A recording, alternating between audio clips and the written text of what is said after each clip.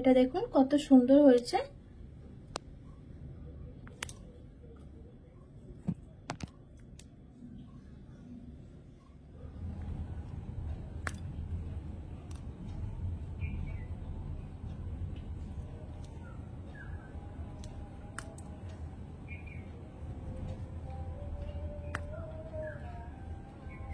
নমস্কার বন্ধুরা, নতুন একটা পর্ব দেখার জন্য আপনাদের সকলকে স্বাগত জানাই। আজকে আমি আপনাদেরকে 10 টাকা দামের গুঁড়ো দুধের প্যাকেট দিয়ে পুরো দোকানের মতন করে মন্ডা মিঠাই তৈরি করে দেখাবো। একদমই মিষ্টির দোকানের মতন হবে, খুবই সহজ তৈরি করা এই মন্ডা মিঠাই। আপনারা কিন্তু একবার দেখলেই তৈরি করে নিতে পারবেন, বানিয়ে কিন্তু অনেকদিন পর্যন্ত রেখেও দিতে পারবেন। তো বন্ধুরা চলুন আমি খুবই সহজভাবে তৈরি করে দেখাবো, আপনাদের আশা করছি অনেক ভালো লাগবে। তো এইখানে আমি নিয়েছি 5 প্যাকেট গুঁড়ো দুধ, 10 টাকা দামের নিয়েছি।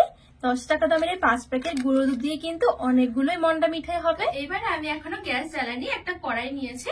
কড়াইয়ের মধ্যে আমি যে 5 প্যাকেট গুঁড়ো দুধ নিয়েছিলাম সেই গুঁড়ো দুধটা আমি এখানে একটা বাটির মধ্যে ঢেলে নিয়েছি। এবারে কড়াই দিয়ে দেব।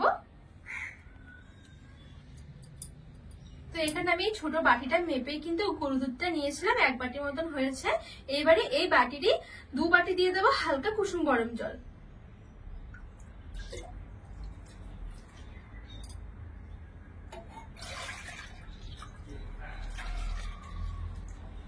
ভালো করে মিশিয়ে নেব।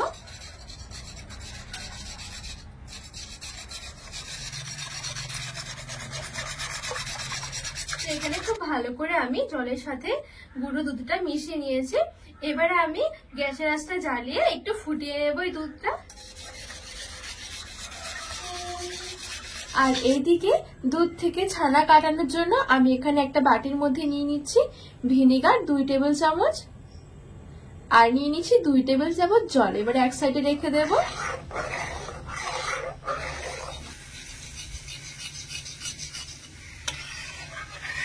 তো এখানে খুব ভালোভাবে কিন্তু দুধটা ফুটে গেছে। এবারে আমি গ্যাসের আঁচটা বন্ধ করে দেব। আর আমি যে ভিনেগার আর জলটা মিশিয়ে রেখেছিলাম এটা এবার দিয়ে দেব।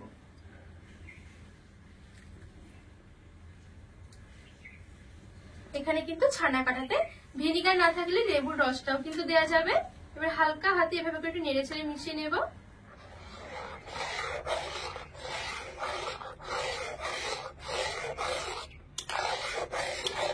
তো এই দেখুন এখানে কিন্তু খুব সুন্দরভাবে ছানাটা আমার কেটে গেছে। এবারে আমি জল ঝরিয়ে নেব ছানা থেকে।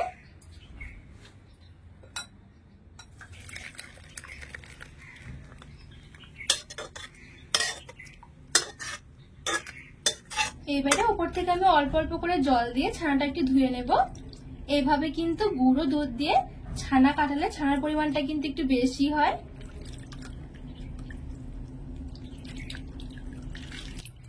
তো খুব সুন্দর করে ছানাটা আমি ধুয়ে নিয়েছি। একবারে চেপে চেপে কিন্তু জল ফেলা যাবে না, ছানার গায়ে কিন্তু একটু জল রাখতে হবে, যদিও কিন্তু আমাদের এই ছানাটা মাখাতে জলের প্রয়োজন হবে। তো সেই জন্য আর চেপে চেপে জলটা ফেলছি না, এভাবে করে রেখে দিয়েছি। এবারে এখানে আমি একটা বাটি নিয়েছি, অবশ্যই কিন্তু এই মাপটা একটু মেপে নেবেন, তাহলে কিন্তু অনেক সুবিধা হয়ে যাবে।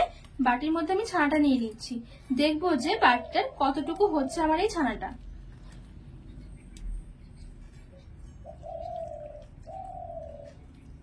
তো এই দেখুন এই বাটিটা কিন্তু হাফ বাটি হয়েছে ছানা। এই যে এবারে আমি এখানে কড়াই নিয়েছি, কড়াইয়ের মধ্যে নিয়ে নেব এই ছানাটা।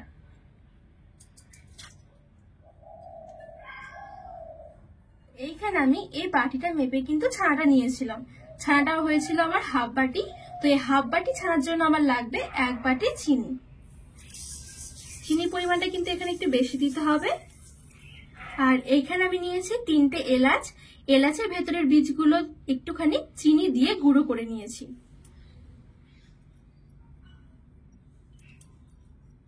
এবারে ভালো করে একটু মেখে নেব।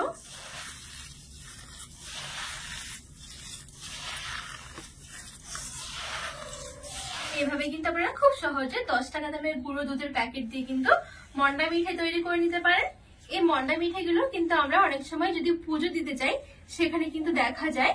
তো খুব সহজে কিন্তু আপনারা ঘরেও তৈরি করে নিতে পারেন, আর ঘরে তৈরি করে কিন্তু রেখেও দিতে পারেন, আর অনেকদিন পর্যন্ত কিন্তু ভালোও থাকে এই মন্ডা মিঠাইগুলো।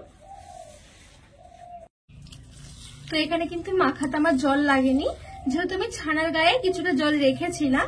তো এখানে খুব সুন্দর করে দেখুন মাখা হয়ে গেছে, মানে যেন ছানাটা দলা দলা যেন না থাকে, একবারে যেন ভালোভাবে চিনির সাথে মাখা হয়ে যায়।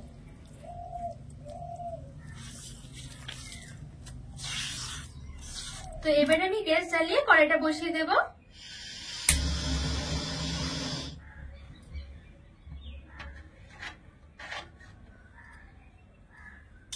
মানে কিন্তু নাড়াচাড়া করতে হবে, না হলে কিন্তু নিচে দিয়ে লেগে যাবে।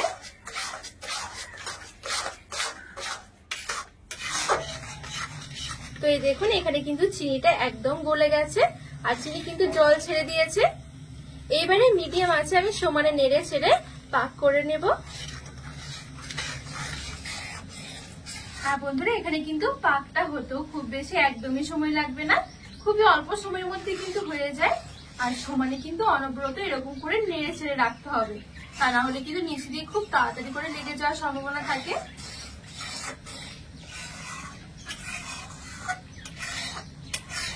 তো এখানে ঘড়ি ধরে পুরো আমি 8 থেকে 10 মিনিটের মতন মিডিয়াম আঁচে পাক করে নিয়েছি। এখন দেখুন ঘন হয়ে গেছে, আর কালারটাও কিন্তু খুব সুন্দর একটা চেঞ্জ হয়ে গেছে। দেখতেও দেখুন কি দারুণ লাগছে।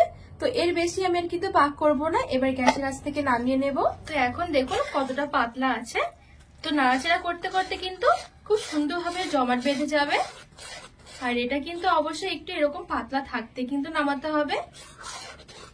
এবারে আমি এখানে একটা ভেজা গামছা নিয়েছি, গামছাটা ঠিক এভাবে করে পেতে দেব।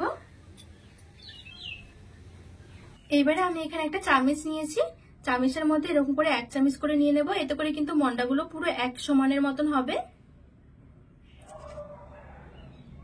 এবারে ভেজা গামছার মধ্যে দিয়ে দেব,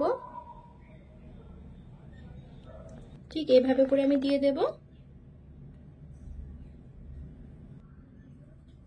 একটু তাড়াতাড়ি করে মন্ডা মিঠাইগুলো দিতে হবে, তা না হলে দেখুন এভাবে করে জমে যাবে। যখন এরকম জমে যাবে তখন হাত দিয়ে দিতে হবে। তো হাতটা আমি একটু জলে ভিজিয়ে নিয়েছি, এবার এখান থেকে অল্প একটু গোল্লা করে নিচ্ছি। এবার এভাবে করে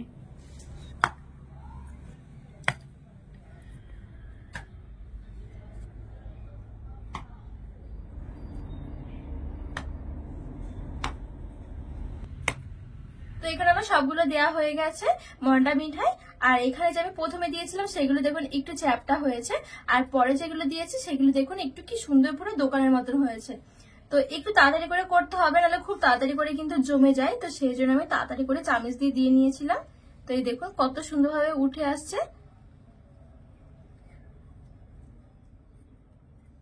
দেখুন।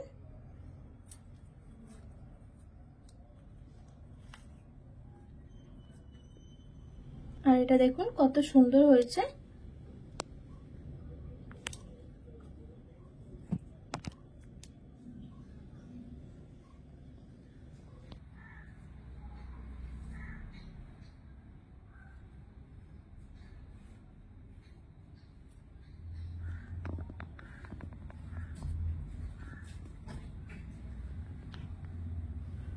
তো এখানে আমি খুব সুন্দরভাবে একটা প্লেটের মধ্যে সাজিয়ে নিয়েছি।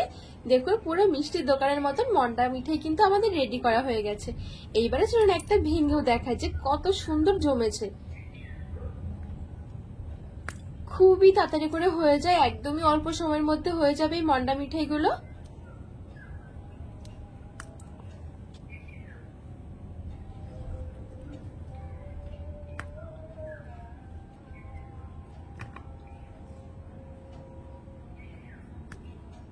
বন্ধুরা আজকে মন্ডা মিঠাইয়ের রেসিপি আপনাদের কেমন লেগেছে অবশ্যই কিন্তু কমেন্ট করে জানাবেন।